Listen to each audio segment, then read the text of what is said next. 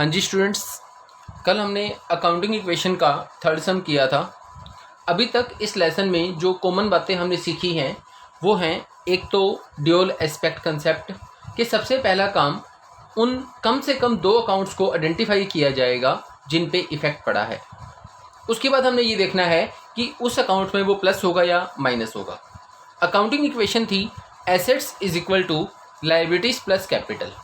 मतलब आपके बिजनेस में जो पैसा टोटल इन्वेस्ट होता है उससे क्या किया जाता है, एसेट्स ली जाती हैं। उन एसेट्स का पैसा दो जगह से आता है, या तो आपने अपनी खुद की पॉकेट से लगाया अपना पैसा, वो कैपिटल होती है, या आप किसी से लेके लगाते हो बच्चों, वो आपकी लायबिलिटी होती है। ठीक है जी। तो आइए अपने नेक्स्ट सम पे। पहले ना आप स्टेटमेंट को ध्यान से देख लो।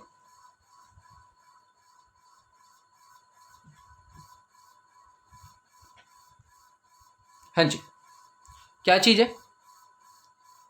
Started business with cash. ठीक है, मीन्स पैसा लगा के बिजनेस स्टार्ट किया। कितना अमाउंट आपने लगाया? 120। अब बिजनेस में जो पैसा इन्वेस्ट होता है बच्चों, उसे हम क्या कहते हैं? उसे हम कैपिटल का नाम देते हैं। ठीक है, तो कैश एंड कैपिटल, ये बात आप जानते हो।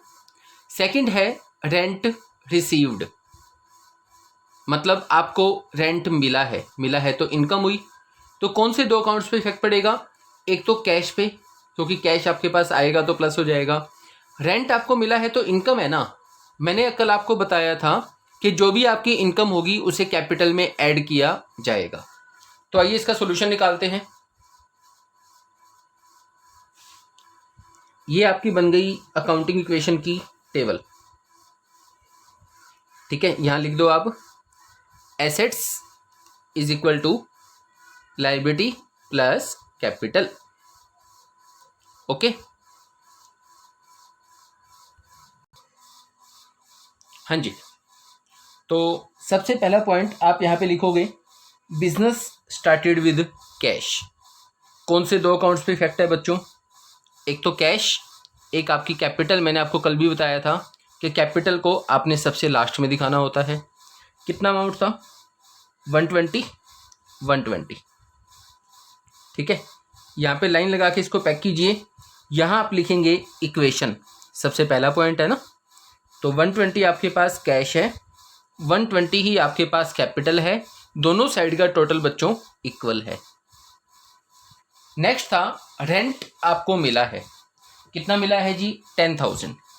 तो यहां लिखोगे रेंट रिसीव्ड 10,000, यहां लिख दो, कोई इशू नहीं है। तो एक तो कैश में प्लस होगा क्योंकि पैसा आपके पास आया है। सेकंड आपकी इनकम है ना, इनकम है बच्चों, तो आपकी कैपिटल में प्लस हो जाएगी। ठीक है, तो टोटल आपके पास बन गया कैश 130, कैपिटल 130। यहां तक तो बहुत आसान है, हमने कल भी किया था। ठीक है, यहां पे क्या लिखेंगे आपका? New equation. सबसे पहले में इक्वेशन, उसके बाद जितने भी आएंगे सब में न्यू इक्वेशन, एंड सबसे लास्ट में फाइनल इक्वेशन। ठीक है, नेक्स्ट पॉइंट देखिए बेटा, क्या चीज है? इन्वेस्टेड, पैसा लगाया है। सुना है ना कि हमने किसी कंपनी में पैसा इन्वेस्ट किया। तो बच्चों जो भी पैसा इन्वेस्ट किया जाता है उसे हम अपनी इन्वेस्टमेंट कहते हैं। अब आपने सुना होगा कई लोग गोल्ड ले लेते हैं, कई लोग जमीन ले लेते हैं। इन्वेस्टमेंट बच्चों क्या होती है? इन्वेस्टमेंट का मीनिंग क्या होता है? कहीं पे किसी पैसे को लगाना, गोल्ड में, जमीन में, बिजनेस में, या कहीं भी। क्यों? ताकि उससे कुछ इनकम कमाई जा सके, उसे इन्वेस्टमेंट कहते हैं। बिजनेस में जो पैसा इन्वेस्ट होता है उसको हमने कैपिटल बोला, लेकिन उसके अलावा भी तो कहीं पे पैसा इन्वेस्ट किया जा सकता है। बिजनेस भी कहीं ना कहीं पे इन्वेस्टमेंट लगाता है। ठीक है, तो यहां पे आपने किसी कंपनी में पैसा लगाया है, कितना? 50,000। अब बच्चों जो आपने पैसा लगाया है वो आपके लिए क्या है? वो आपके लिए बच्चों इन्वेस्टमेंट है। इन्वेस्टमेंट बच्चों बिजनेस के लिए क्या होती है? एसेट्स होती है। तो यहां पे आप एक नया कॉलम बना लो, चाहे इन्वेस्टमेंट का बना लो, चाहे किसी भी नाम से बना लो। ठीक है, यहाँ पे आपने लिखा पॉइंट किस चीज़ का है, तो कैश जाएगा क्योंकि आपको उसके लिए पैसा देना पड़ेगा, प्लस आपकी इन्वेस्टमेंट आएगी उससे, तो ये आपका कंसेप्ट बनेगा 80,000 आपके पास कैश बचा, 50,000 की इन्वेस्टमेंट है, टोटल आपके पास है 1,30,000। यहाँ क्या लिखोगे, न्यू इक्वेशन। इसके बाद जी पॉइंट है आपके पास रिसीव्ड डिविडेंड, आपको डिविडेंड मिला है कितने का, 5,000 का। अब डिविडेंड क्या होता है, अभी आपको याद होगा कि हमने कंपनी में पैसा लगाया था, तो कंपनी की जो इनकम हमें दी जाएगी ना, हमने पैसा क्यों लगाया था, ताकि हमें कुछ इनकम मिले, तो कंपनी की साइड से जो हमें इनकम मिलेगी उसे क्या कहेंगे बच्चों, डिविडेंड। जब हम बिजनेस स्टडीज़ का लेसन पढ़ेंगे वहाँ इसको डिटेल में सीखेंगे कि डिविडेंड क्या होता है। अभी बस इतनी बात कि कंपनी की साइड से जो हमें इनकम मिलती है उसे हम डिविडेंड कहते हैं। तो यहाँ पे आप लिखोगे क्या स्टेटमेंट आपकी है, एक तो कैश आएगा आपके पास, साथ क्योंकि जो डिविडेंड मिला है वो आपकी इनकम है, इनकम है तो वो कैपिटल में आपकी प्लस हो जाएगी 5,000।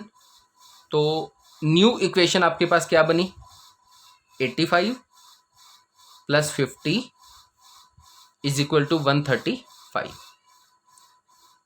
तो ये दो पॉइंट आपके नए आए हैं अभी तक, एक तो आपने किसी कंपनी में पैसा इन्वेस्ट किया, सेकंड आपको कंपनी से डिविडेंड मिला। नेक्स्ट क्या कहता है, आपने गुड्स ली है, सामान लिया है आपने, क्रेडिट पे सामान लिया है बच्चों, किससे, रागनी से 35,000। अब जो आपने सामान लिया है तो इसका मतलब आपके पास स्टॉक तो आएगा ना,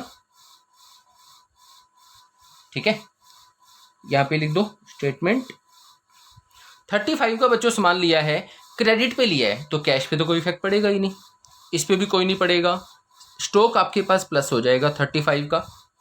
क्योंकि सामान आपने क्रेडिट पे लिया है इसका मतलब वो पैसा आपको बाद में देना है, पैसा आपको बाद में देना है तो आपकी लायबिलिटी हुई बच्चों।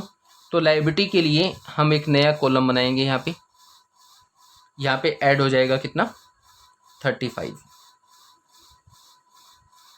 तो 85 प्लस 50 प्लस 35, ठीक है, इज इक्वल टू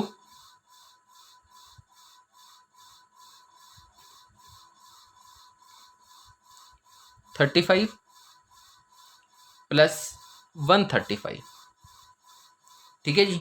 यहाँ लिखिए आप new equation. Next point, paid cash, आपने पैसा दिया हाउस होल्ड एक्सपेंसेस के लिए, हाउस होल्ड मतलब जो आपका मालिक है बिजनेस का, उसके मालिक के खुद के, कितना दिया जी, ये दिया है 7,000। तो एक तो कैश में से माइनस होगा क्योंकि आपने कैश पे किया है, सेकंड मालिक ने खुद के लिए पैसा पे किया है, तो इसका मतलब उसने बिजनेस में से पैसा निकाला तो कैपिटल में से बच्चों कम हो जाएगा 7,000। कैश आपके पास बचा 78, इन्वेस्टमेंट है 50 की, स्टॉक है 35 का, लायबिलिटी है 35 की, प्लस कैपिटल आपके पास बची 128 की। ओके जी, यहाँ लिखते हैं न्यू इक्वेशन। नेक्स्ट पॉइंट कहता है सोल्ड गुड्स, माल बेचा है कैश पे, नकद मतलब पैसा आएगा, उसकी कॉस्ट क्या थी सामान की 10,000, बेचा कितने में है 14,000 में, ओके, साथ कैश पे बेचा है, कैश पे बेचा है बच्चों, तो इसका मतलब कैश आपका प्लस होगा 14,000, सामान कितने का गया 10 का, फायदा कितने का हुआ वो कैपिटल में ऐड। ये वाला पॉइंट ध्यान से, गलती हो जाती है बच्चों से, आपने 10 वाला माल 14 में बेचा है तो स्टॉक आपके पास 10 का माइनस होगा, कैश आपके पास 14 आएगा, जो आपको फायदा हुआ है वो कैपिटल में प्लस।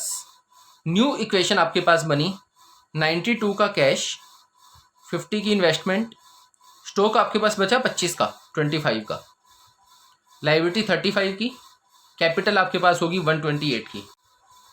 हाँ जी, नेक्स्ट पॉइंट आपका है कैश पेड टू रागनी, आपने उससे माल लिया था ना 35 का, उसमें से आपने 35 ही उसको दे दिए, बढ़िया बात है।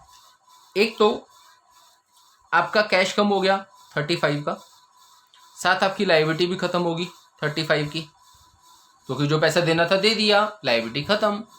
लायबिलिटी खत्म तो यहाँ पे आपके पास कितना बचा,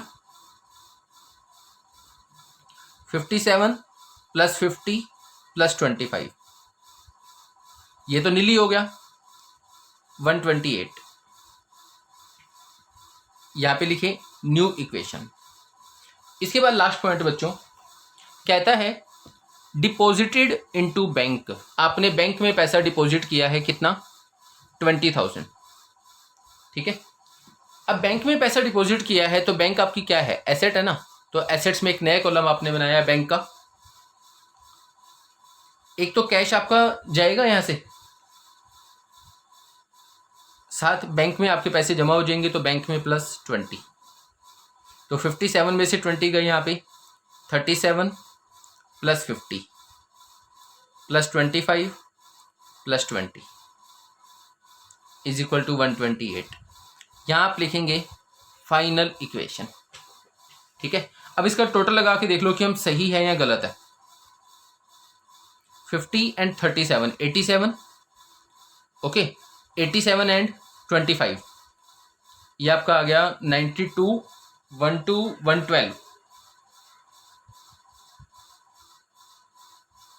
और यहाँ पे ना हमने इसको प्लस नहीं किया, सीधा लिख दिया था, 132 आता है यहाँ पे, ठीक है। तो इसका टोटल भी 132 बनता है, इसका टोटल भी 132 बनता है, ओके जी। तो ये आपका कंसेप्ट है अकाउंटिंग इक्वेशन, ये आपका सम आपकी बुक से।